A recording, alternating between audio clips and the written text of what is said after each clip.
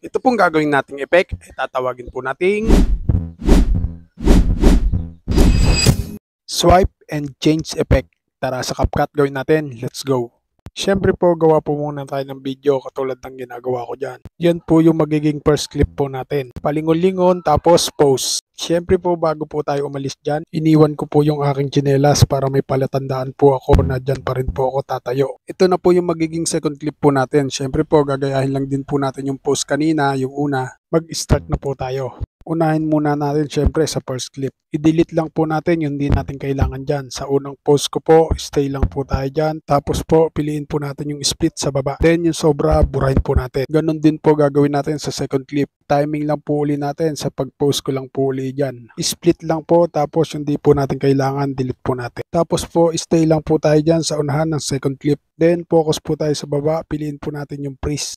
Ngayon may freeze na po tayo, parang picture ba. Then stay lang po tayo dyan sa freeze natin dahil ibababa po natin yan gamit ang overlay.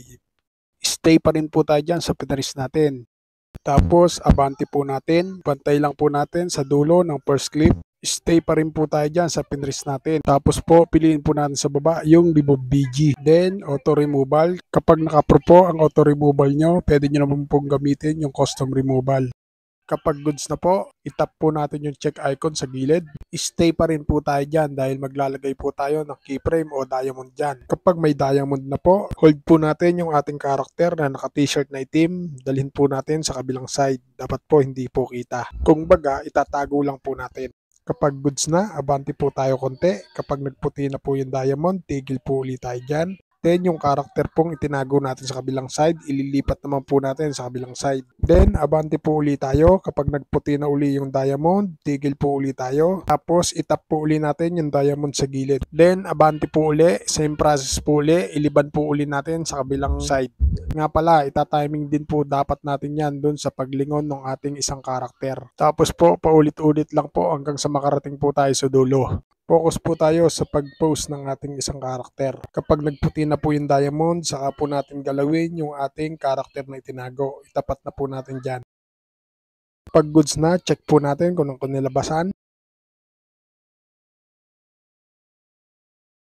Kapag goods na, export na po muna natin to. Hindi pa po tayo tapos. New project po uli tayo. Kuhain po uli natin yung na-save po natin sa ating gallery. Add po natin. Mag-i-split po tayo dyan. Timing po natin yung bago po lumabas yung isang karakter natin na itinago natin sa gilid. I-tap po natin tapos piliin po natin yung split. Tapos abante po tayo sa kabilang side. Kapag nagpalit na po yung ating karakter, saka bilhin po tayo, mag-i-split dyan. Tapos po, focus po tayo sa gitna.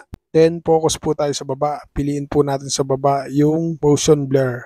I-adjust lang po natin yung blend sa 100. Tapos yung blur, lagay po natin sa 60. Then, yung times, lagay po natin sa twice. Kapag goods na, lagay naman po tayo ng effect. Tap po natin yung effect sa baba. Then, body effect. Ang pinili ko po dyan ay figure glare.